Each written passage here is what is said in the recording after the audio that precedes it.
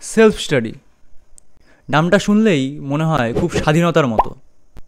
কেউ বকা দিচ্ছে না, ক্লাস মিস করলেও কেউ ধরছে না, ঘুম থেকে 10টার দিকে উঠলেও কোনো সমস্যা নেই, নিজের মাস্টার তুমি নিজেই। কিন্তু সত্যিটা জানো, এই স্বাধীনতাই তোমার সবচেয়ে বড় ফাঁদ। ইউটিউব, পিডিএফ, মক টেস্ট সবই আছে, কিন্তু দিশা নেই। আজকের দিনে তোমার কাছে হাজারটা ভিডিও আছে, বইয়ের পিডিএফ, মক টেস্ট সব আছে, কিন্তু সমস্যা হচ্ছে কোনটা আগে পড়বে।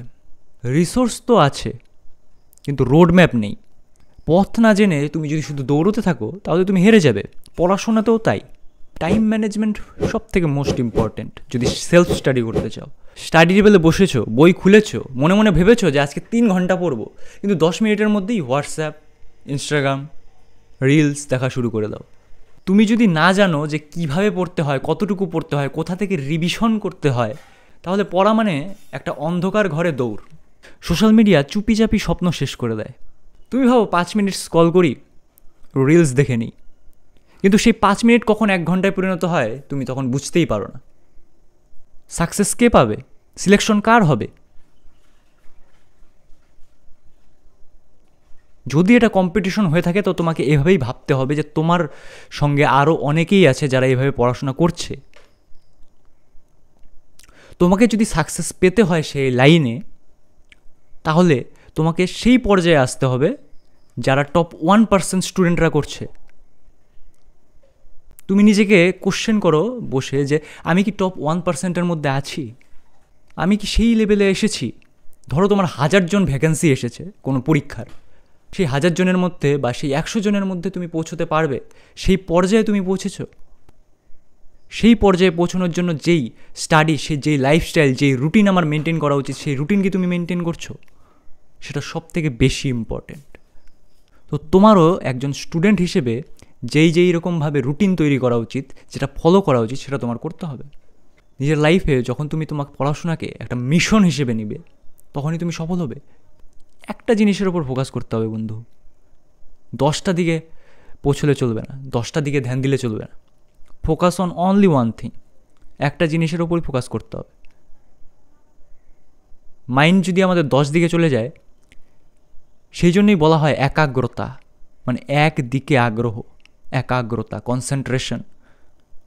কনসেন্ট্রেশনের যা পাওয়ার, সেটা তুমি তখনই বুঝতে পারবে যখন তুমি একদিকে ফোকাসড হয়ে যাবে মাইন্ড।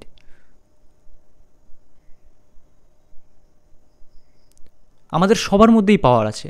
আসলে যারা সফল হয়েছে বা বড় বড় লোক হয়েছে, তাদের মধ্যে আলাদা কিছু ছিল না, তারা একদিকেই ফোকাস করেছিল। তারা সারা জীবন একটা জিনিসের উপরই কাজ করেছে। তারা 10টা জিনিসের পেছনে ছোটেনি, তারা 10টার দিকে ভালো হয়নি। তুমি চেক করো, একজন গ্রেট ফুটবলার যে শুধু ফুটবলে মহান হয়েছে, সে শুধু ফুটবল খেলার জন্যই ঘাম জড়িয়েছে, সে অন্য কিছুতে বেস্ট হয়নি। সে একটা জিনিসের উপরেই কাজ করেছে, সে ফুটবল খেলাতেই প্রতিদিন ওয়ার্ক করেছে, সে প্রতিদিন সেটাই প্র্যাকটিস করেছে। তো তোমাকেও যেই কোনো জিনিস যেটাকে তোমার বেস্ট করতে হয়, তোমাকে সেটার উপর ফোকাস করতে হবে। That's the mindset. এই মাইন্ডসেটটাই তো দরকার। লাইফে যা কিছু তুমি প্রাপ্ত করতে চাও, সব কিছু তুমি প্রাপ্ত করতে পারো। সব শক্তি তোমার মধ্যেই আছে। শক্তি কোথা থেকে আসে? যখন কোনো কিছু একদিকে ফোকাসড হয়ে যায়, তখনই তো সেই শক্তিটা আসবে। তাছাড়া কোথা থেকে আসবে? মাইন্ড আমাদের ডিস্ট্র্যাক্ট হয়ে আছে, সেই জন্যই তো আমরা, মানে দেখো, যত মাইন্ড ডিস্ট্র্যাক্ট থাকবে তত আমাদের প্রবলেম হবে। যত মাইন্ড ডিস্ট্র্যাক্ট থাকবে তত আরও আমরা বেশি লেজি ফিল করব, ওভার থিঙ্ক বেশি হবে। যখন কোনো কিছুতে একাগ্র হয়ে যায় মাইন্ড, তখন আমাদের মাইন্ড আরও পিসফুল হওয়া শুরু করে। ফ্লো স্টেট একটা কথা বলা হয়। যখন তুমি কোনো কিছু কাজ করে একদম গভীরভাবে ঢুকে যাও, তখন মাইন্ড একদম ফ্লো স্টেটে আসা শুরু করে দেয়। আর এই ফ্লো স্টেট তোমার তুমি সময়ের বাইরে চলে যাও, মানে সময়ে তোমার চিন্তায় থাকে না, তোমার মস্তিষ্কে থাকে না সময়, টাইমের ঊর্ধ্বে চলে যাও। তো সেই ফোকাসড কীভাবে আসবে? সেই ফোকাসটা আসবে তুমি তোমার লক্ষ্যের প্রতি কতটা আগ্রহী, কতটা তোমার সেই এনার্জি দিতে চাও সেই লক্ষ্যে, সেটা প্রাপ্ত করার জন্য তোমার ভিতরে কতটা জোশ আছে। লাইফ মানে কি? Life equal to time into energy. তুমি যেই জিনিসে তোমার টাইম আর এনার্জি দিবে সেটাই জীবন্ত হয়ে যাবে, সেটাই তোমার লাইফে আসা শুরু করে দেবে। It's very powerful thing. সবার আগে তো কোনো কিছু প্রাপ্ত করার জন্য তোমার বিলিফ সিস্টেম তৈরি করতে হবে, যে এটা আমি বিলিভ করবো যে হ্যাঁ আমি পাই, হ্যাঁ আমি পারি, সফল হতে পারবো। আর এই লাইফস্টাইলটা যদি তোমার মাইন্ডে দেখবা, তুমি একটা জিনিস দেখবে, তুমি যখন কোনো কিছু লক্ষ্য প্রাপ্ত করো আর তুমি যদি সেটা নিয়ে ভাবো, কোনো সময় তোমার মাইন্ডে এরকম এসে যায় যে আমি যদি এই রকম লাইফস্টাইলটা ফলো করি বা এরকম রুটিন তৈরি করি আর এই রুটিনে চলি, আমার মনে হয় যে আমি অবশ্যই এই জিনিসটা প্রাপ্ত করতে পারবো। এরকমটা যদি তোমার মাইন্ডে তুমি যদি ভাবতে থাকো, অবশ্যই এসে পড়ে মাইন্ডে। আর সেই রকমভাবে তোমার কোনো গাইডলাইনের দরকার নেই, সেই রকমভাবেই তুমি যদি ফোকাস করা শুরু করে দাও, আমি গ্যারান্টি দিয়ে বলছি, সেই রুটিনটাই যদি তুমি চলা শুরু করো ডেইলি কনসিস্টেন্সির সাথে, একদিন 10 ঘন্টা পড়লে ইটস ডাজেন্ট ম্যাটার, ডেইলি কনসিস্টেন্সির সাথে পড়তে হবে। Consistency is the most important thing সফলতায়। 6 মাস কেউ যদি কোনো কাজে কনসিস্টেন্সির সাথে থাকে, সে তার আশেপাশের ফিল্ডের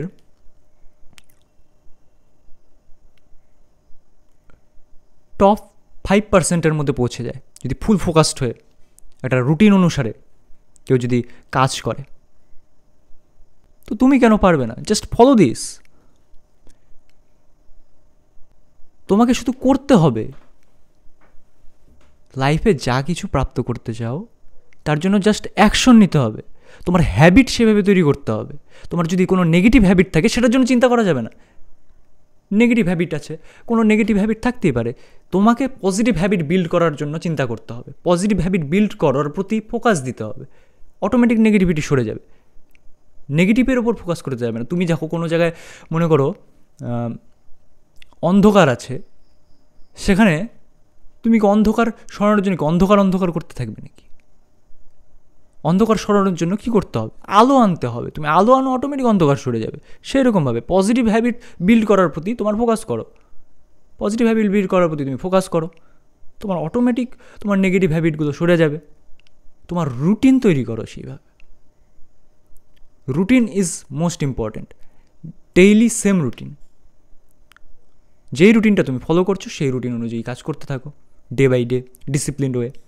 সেলফ স্টাডিতে যদি তোমাকে সফল হতে হয়, তাহলে সোলজারের মতো লাইফস্টাইল তৈরি করতে হবে, দেন উইল বি সাকসেসফুল। তুমি কি সেলফ স্টাডি করছো? তাহলে নিচে লেখো তোমার সবচেয়ে বড় চ্যালেঞ্জটা কী আসছে সেলফ স্টাডি করার সময়। অনেকেই ভাবে টপার্সরা একদম দারুণভাবে পড়াশোনা করে, মানে কোচিং সেন্টারে, বড় বড় coaching centre, air conditions room, classroom, এভাবে মনে হয় পড়াশোনা করে বড় হয়। আসলে না, তুমি দেখবে এসএসসি, ইউপিএসসি বা অনেক রেলওয়ে এক্সামসগুলো যে হচ্ছে, এখানে বেশিরভাগই যে স্টুডেন্টগুলো আছে, বেশিরভাগই তারা সেলফ স্টাডি করে, অনেক ভালো ভালো র্যাঙ্ক হোল্ডার আছে যারা সেলফ স্টাডি করে সেই পর্যায়ে পৌঁছেছে, সেই র্যাঙ্কগুলো প্রাপ্ত করেছে।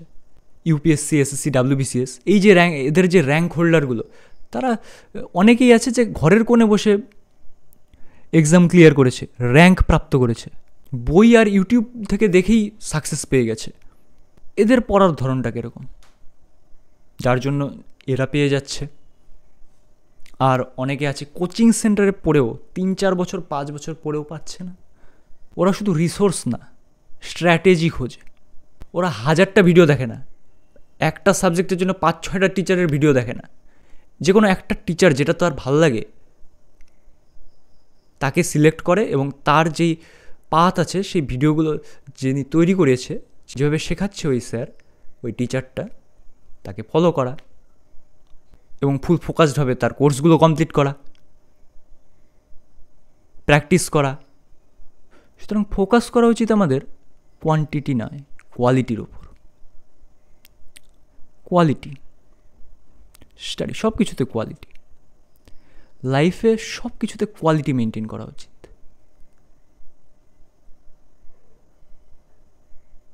তুমি 10 ঘন্টা পড়ছো, সেই 10 ঘন্টাটা তুমি কীরকমভাবে পড়ছো, ফোকাসটা তোমার কীরকম, সেটা নির্ভর করবে।